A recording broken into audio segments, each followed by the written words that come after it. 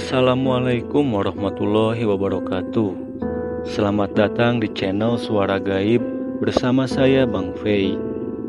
Terkadang hal-hal mistis tidak dapat dibuktikan secara rasional, namun cukup untuk membuat bulu kuduk kita merinding.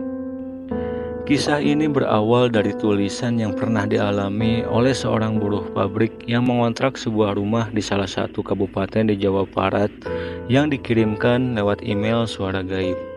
Tanpa lama-lama lagi, simak kisah ini sampai selesai.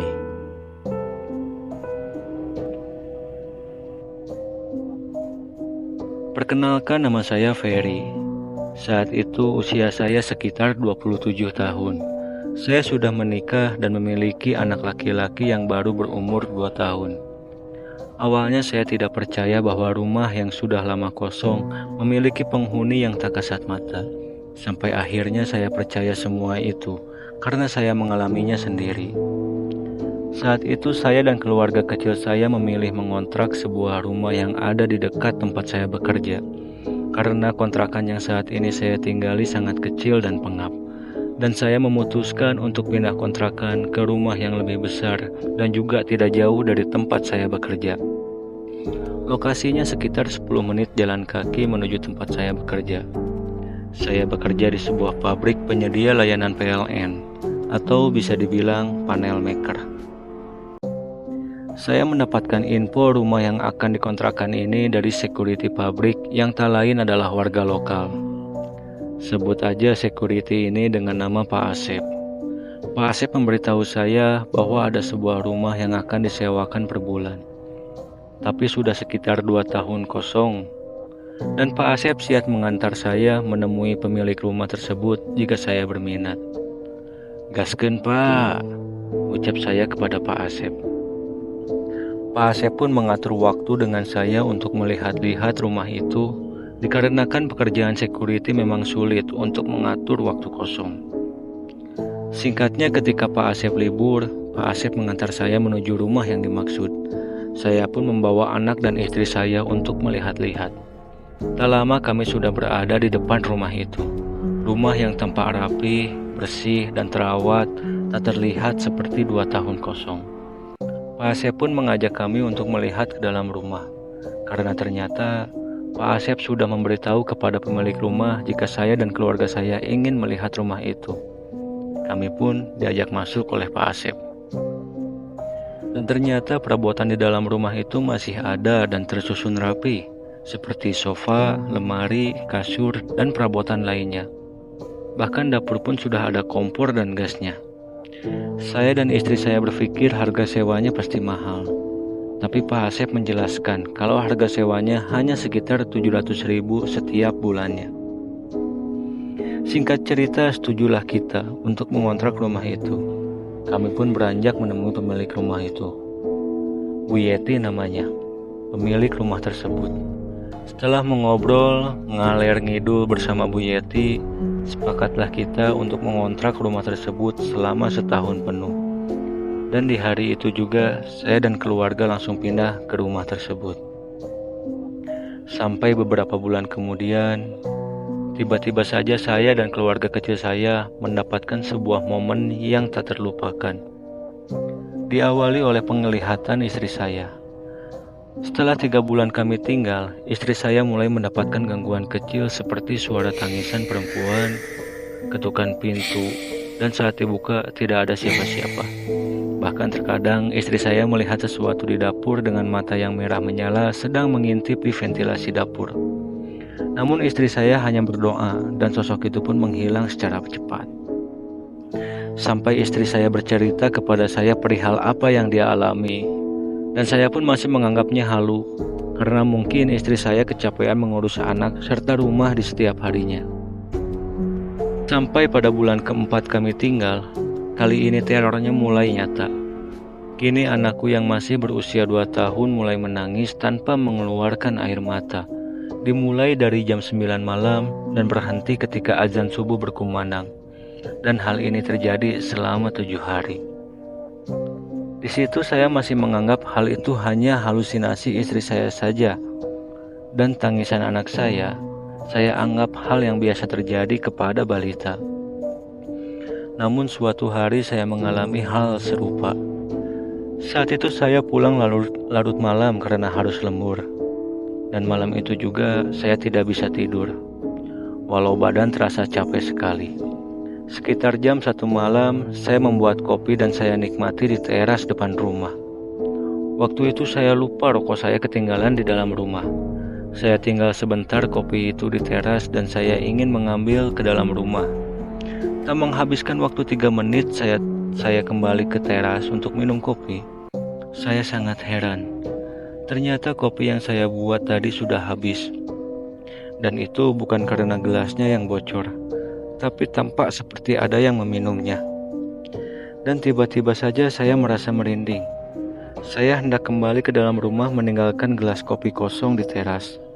Tapi tiba-tiba saja, di ujung mata sebelah kiri saya melihat seperti sesosok perempuan dengan baju berwarna putih. Dan ketika saya tengok ke kiri, sosok itu sudah tidak ada.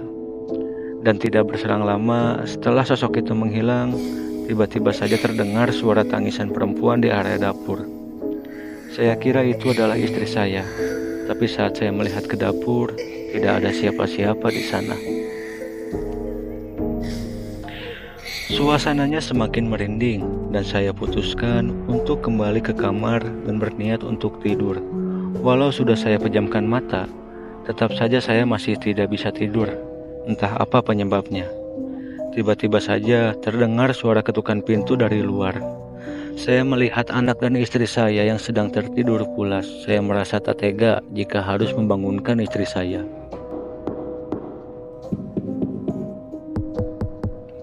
Ketukan pintu itu semakin lama semakin keras, dan saya pun memberanikan diri untuk melihat siapa yang ada di balik pintu.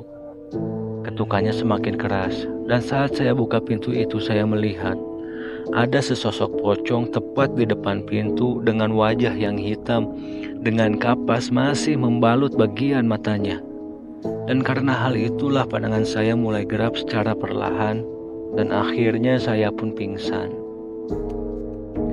Setelah itu terdengar seperti ada yang memanggil saya dalam kegelapan. Perlahan saya membuka mata, dan ternyata itu adalah istri saya yang membangunkan saya lalu bertanya kepada saya, kenapa saya tidur di lantai dengan pintu terbuka lebar. Saya pun hanya menjawab kalau saya ketiduran dan tidak ingin menjelaskan apa yang terjadi malam itu, karena tidak ingin membuat istri saya takut. Seakan tidak percaya dengan apa yang terjadi semalam, saya beranggapan jika tadi malam hanya halusinasi saya saja, karena memang saat itu saya tidak bisa tidur. Tapi ternyata anggapan saya itu salah. Besok malamnya saya mulai tak bisa tidur lagi.